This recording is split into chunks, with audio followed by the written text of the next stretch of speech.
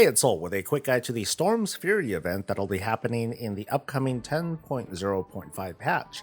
We're going to get into how to start it, what to do, what you get, and where's the content blizz. Like the video, subscribe for more content, and first things first, you want to head to the top of the Valdrakken Tower thing where the dragons hang out to find a quest giver who will direct you over to the Temporal Conflux, that's right over there, and into the Primalist Future event. This event happens on a timer. It's up for a few hours, it's down for a few hours, and I'm not being very specific at the moment because the schedule could change before this patch goes live. I'm also presuming that even after the event is completed, after a short time it'll spin back up again within the hours long period. My hopes are that it'll feel more like the Primal Invasion pre-patch where you can just hang out before the event restarts, and it's not going to be like the Siege of Dragon's Bane Keep, which ends in only a few minutes and you need to come back in a few hours for the next one. Your objective is to close 4 portals in this mini-zone and then go for the juicy center over there for some loot. But before you head out there, be sure to pick up some important supplies from the safe area to survive out there. The zone is very cold, and being out there will affect you with stacks of freezing damage over time, which will eventually kill you. To counter this, pick up a bunch of deployable heat sources and drop it on the ground, or hop into someone else's. Standing in it will wipe out all stacks of freezing and give you stacks of warmth instead. It'll protect you from freezing, decreasing the stacks of warmth at the same rate that you would pick up freezing until you're out of warmth, and then the freezing starts stacking up again. It's a very simple and obnoxious mechanic made to think of being prepared while out in the frontier, because you might be standing out here for a while. To close a portal, all you have to do is capture it, battleground style. That means standing near the objective, which is the portal, and making sure it's uncontested. While trying to shut down a portal, mobs will periodically spawn, and all of them need to be killed in order to resume capturing.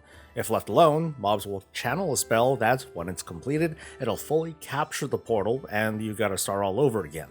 A very strong DPS can handle this on their own, but ideally you want a group to handle a prolonged encounter. That's because even after shutting down the portal, mobs will continue to spawn and try to recapture the portal. If they succeed, you've got to start all over. All 4 portals need to be in a shutdown state together before the boss in the middle area activates. So the strategy is to shut down a portal and then leave a small party behind to defend it from enemies while shutting down the others. Fortunately, when a portal is shut down, NPCs will appear to help defend it. These NPCs can be kitted out with another item to make them tougher in a fight, and another NPC will sell supplies. A field is also deployed to keep you warm too, so as long as there's someone there to prevent the enemies from casting their recapture spell, the portal will remain inactive. Once all the portals are down at once, head over and take out the boss. It's got tons of health, so there's plenty of time to wrap things up over at your portal and then fly over. So what do you get? You get a zone currency called Essence of the Storm. It's used to trade at a vendor for some gear and cosmetics. You also get Elemental Overflow, the same currency that's used right now for the Primal Storm gear. Both of these currencies are used at a vendor to get item level 385 gear. A pair of rings and a neck have added effects to make your adventures in this mini-zone a little bit easier, but you could always just buy supplies and throw down some fire. There's a decent trinket too, as well as a pet and a mount. Finally, there's a loot box that contains a random assortment of goodies including storm sigils and primalist cosmetics. The target audience here includes alts looking for more gear opportunities, and these aren't bad things to work towards. It's also for mains who could use more cosmetics to farm for. And if you don't fall under either category, well, most of this patch is going to pass you by, and I guess that's okay. As for feedback, this is a light event that isn't for everyone, but it's hard to complain about having a little something more to work towards.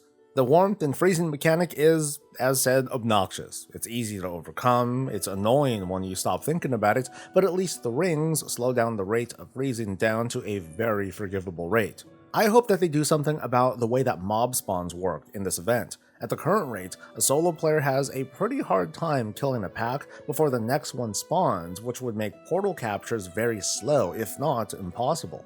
That won't be a problem at all early on, but there are bound to be some freak scenarios, like where someone is thrown onto a shard by themselves, and it's like, oh, they finally made it to an event because of their limited time, and it's gonna feel awkward, like they're gonna have to then find a group and hope to server hop to a more lively shard, so yeah, there are solutions, I just thought I'd bring this up. And that's it. Let me know what you think in a comment, and don't forget to like the video, subscribe for more content, and catch me live on Twitch. Until next time, folks, stay safe, stay healthy, and stay breezy.